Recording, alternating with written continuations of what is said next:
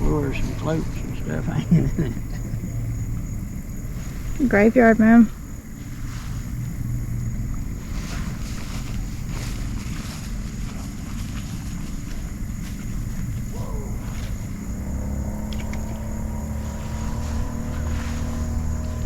That's why you want to cast sidearm.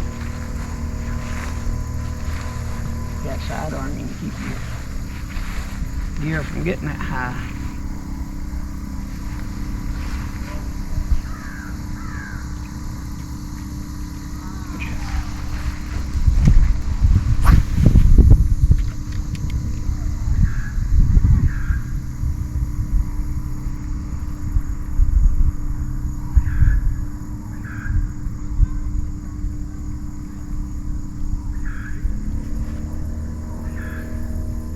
This will be a little spot right here.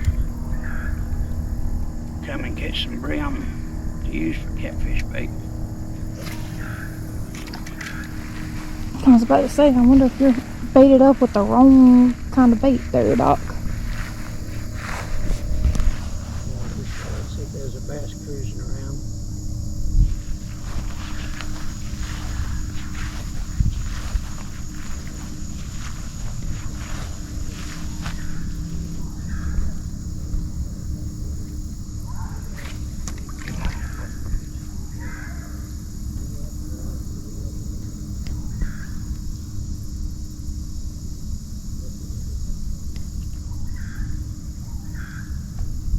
Well, we know that there's aquatic life in here. Ooh, there's a big one right there. Looks like a little, maybe a little kitty cat. I don't know.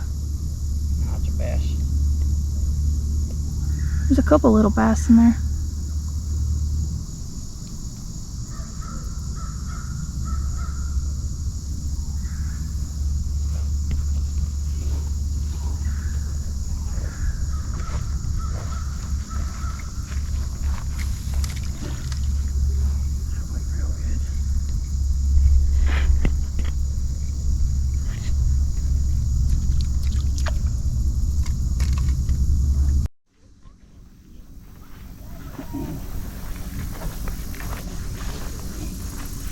Water's a little dingy, but that's because of rains we've had.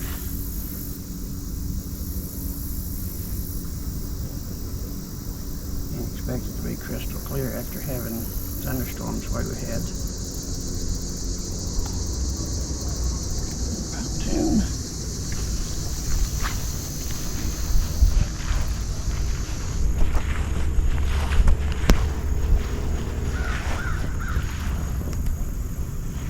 Hello guys, we're just still adding on to our list of places we're going checking out. What we've done is pulled up our state's local Department of Natural Wildlife page and asking for public fishing access. What we want to do is try to compile a list of places that's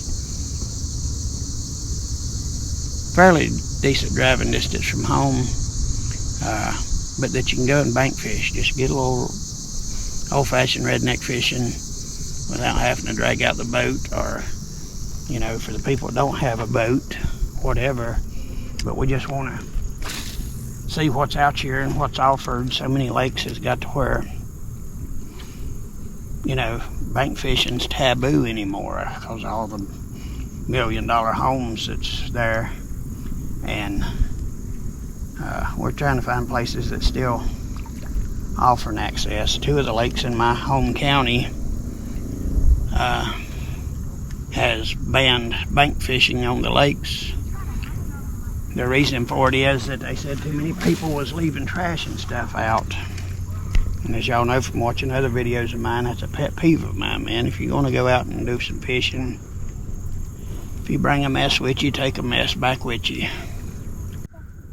But if you would, just go out, enjoy, have fun, get out here and make some memories.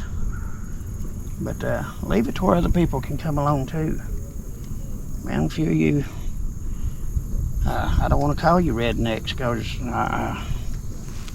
you ain't civilized enough to be a redneck. But if you're getting out here and you're leaving your beer cans behind, you're leaving your bait buckets behind, worm cups, trash from where you stopped at a local gas station to get some of that gourmet food they sell, and you leave it all in on a bank, and you're stopping it for all of us, our children, our grandchildren. Everybody's getting punished because of it, because it's taking the places away. So y'all just remember to practice having a little decency. Good Lord, give us all this beautiful country and all these places, and it's our job to take care of it. If you don't mind getting mud in the truck. We'll try to step on the solid ground much as you can.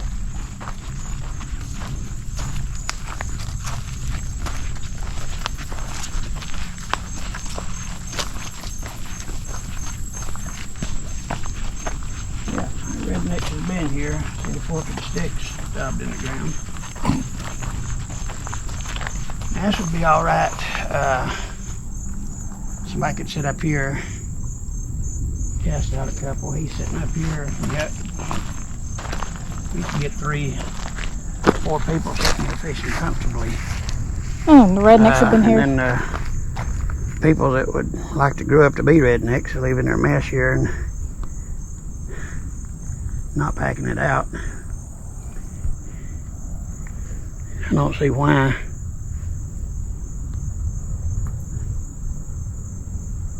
It's not a hard task for somebody to just clean up their mess as they go. I mean, you're able to carry it down here, put the Walmart bag in your back pocket, and put the junk in it and take it back out. Let's right around this way for a second.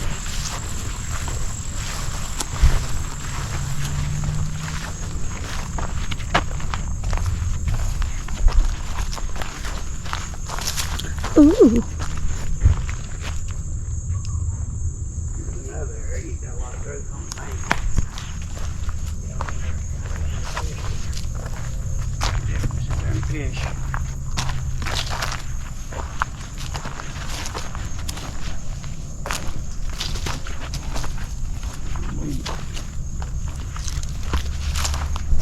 We're about to come up on some private property because I see a house and a boat dock back here. Or a fishing dock, whatever they use it for.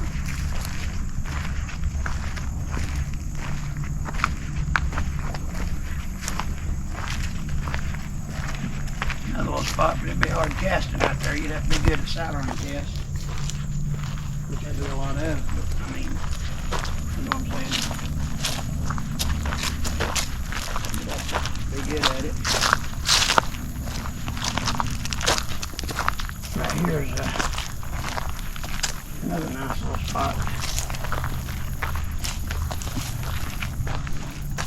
It comes with an empty rappel can and Ooh, some braided line. some monofilament. Oh, well. Monofilament, yeah. But, I mean, free fishing line. But right here looks like that'd be a good spot to set up and do some catfishing. You got plenty of room overhead to cast, not worry about limbs and stuff. So yeah, you get out and you explore these places like this, and you know, log them.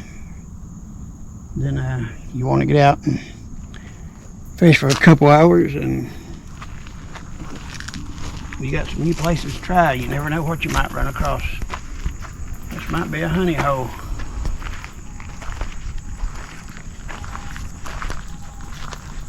And again, you might waste a couple hours and have fun being outside and enjoying the outdoors.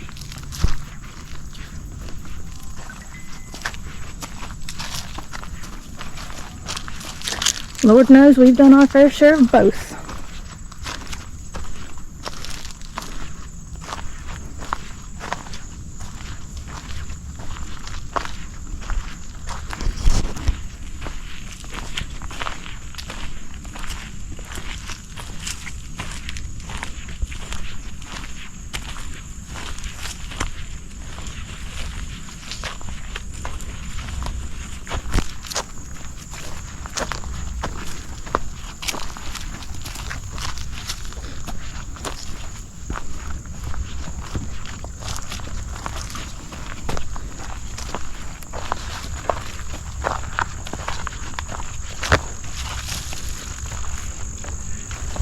Well, it's my belief that fishing should be catch and release.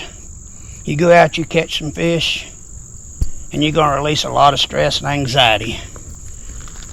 That's the way it's supposed to work. Then you go home, you clean some fish, and you're going to release the smell of good fried fish all through the house. It's all catch and release.